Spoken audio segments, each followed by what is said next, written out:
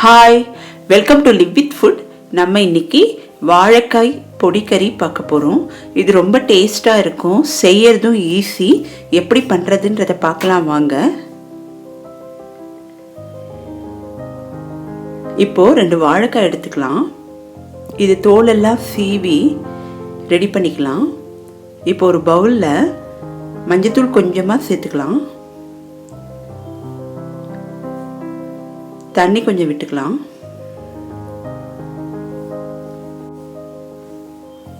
Cut பண்ண வாழைக்காவை மஞ்சத்தூள் தண்ணியில் போட்டுடலாம். அப்போ தான் கருப்பாகாமல் இருக்கும் வாழைக்காய்.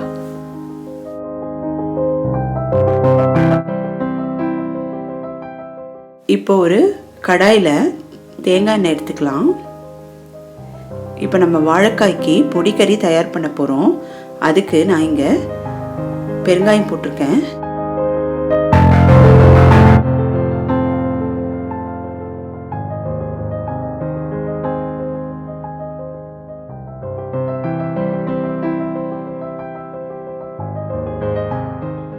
இப்போ கொத்தமல்லி சேர்த்துக்கலாம்.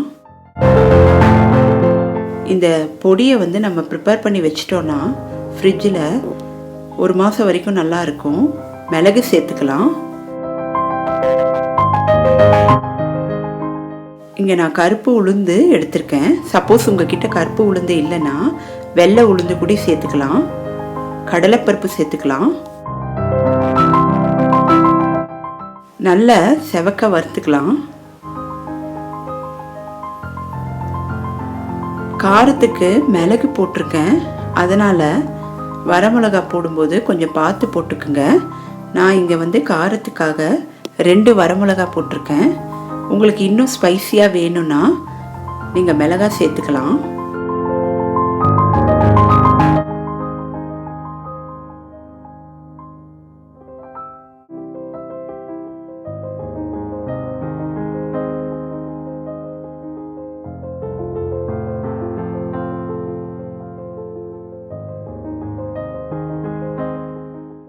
இப்போ நல்லா செவக்க வறுத்து எடுத்துட்டேன். இப்போ கொஞ்சமாக வெந்தயம் சேர்த்துக்கிறேன். வாசனைக்காக இது ரொம்ப நல்லா இருக்கும்.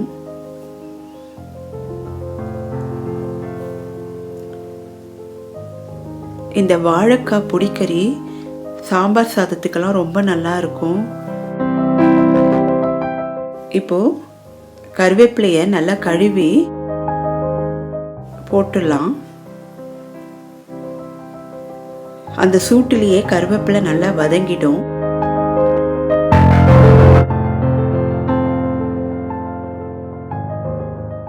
வறுத்து வச்சதை நம்ம கொஞ்சம் கோர்ஸாக பொடி பண்ணிக்கலாம். இப்போது அதே கடாயில் தேங்காய் எண்ணெய் விட்டுக்கலாம். இந்த வாழைக்காய் பொடிக்கறிக்கு தேங்காய் எண்ணெய் விட்டு செஞ்சால் டேஸ்ட்டு நல்லாயிருக்கும். சப்போஸ் தேங்காய் எண்ணெய் இல்லைன்னா வெஜிடபிள் ஆயில் கூட நீங்கள் எடுத்துக்கலாம். இப்போ நல்லா எண்ணெய் காஞ்சிடுச்சு. இப்போ கடுகு போட்டுக்கலாம். இந்த வாழைக்காய் உடம்புக்கு ரொம்ப நல்லது. 3 வேளையில் 2 வேளை காய்கள் சேர்த்து சாப்பிட்டா உடம்புக்கு ரொம்ப நல்லது. அதுலேயும் இந்த வாழைக்காவை வாரத்துக்கு 2லேருந்து 3 தடவை எடுத்துக்கலாம். அவ்வளோ ஹெல்த்தி பெனிஃபிட்ஸ் இருக்குது. இப்போ இந்த எண்ணெயில்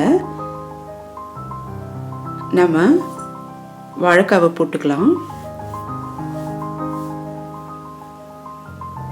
நம்ம கடுகு, மணிப்பருப்பு, கருவேப்பிலை தாளிச்சிட்டோம். இப்போ வாழைக்காவை தண்ணியெல்லாம் எடுத்துட்டு போட்டுக்கலாம்.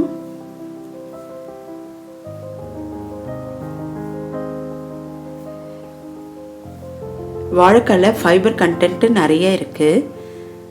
அதனால் நம்ம அடிக்கடி உணவில் சேர்த்துக்கலாம். மலச்சிக்கலுக்கும் ரொம்ப நல்லது.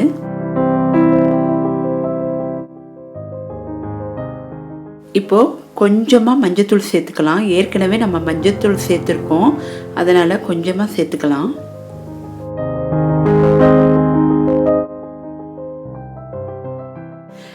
இந்த பொடிக்கறி வாழைக்காயில் மட்டும் பண்ணணும்னு இல்லை, உங்களுக்கு பிடிச்ச கத்திரிக்காய் அப்படி இல்லைன்னா உருளைக்கிழங்கு இதில் கூட பண்ணிங்கன்னா டேஸ்ட்டு ரொம்ப நல்லாயிருக்கும்.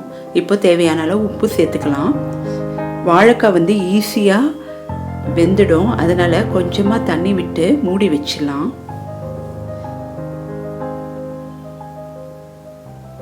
வாரத்துக்கு ஒரு தடவை இந்த மாதிரி பொடிக்கறி பண்ணால் வித்தியாசமாக இருக்கும். இந்த வாழைக்காய் ஈஸியாக நமக்கு வெந்துடும்.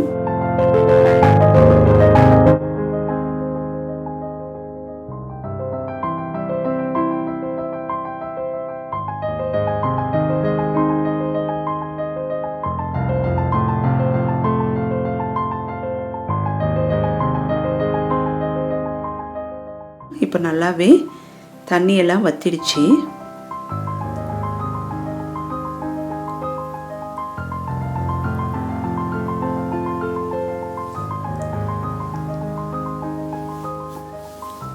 இப்போ நம்ம தயார் பண்ணி வச்சிருந்த பொடியை சேர்த்துக்கலாம். இது நல்லா ஸ்பைசியாக இருக்கும் இந்த பொடிக்கறி.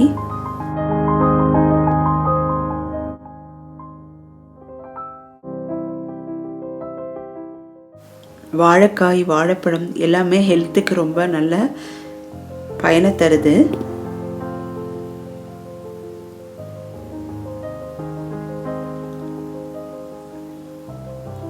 நிறைய பேர் கேஸ்ட்ரிக் ட்ரபிள் இருக்குன்றதுக்காக வாழைக்காவை அவாய்ட் பண்ணிடுவாங்க.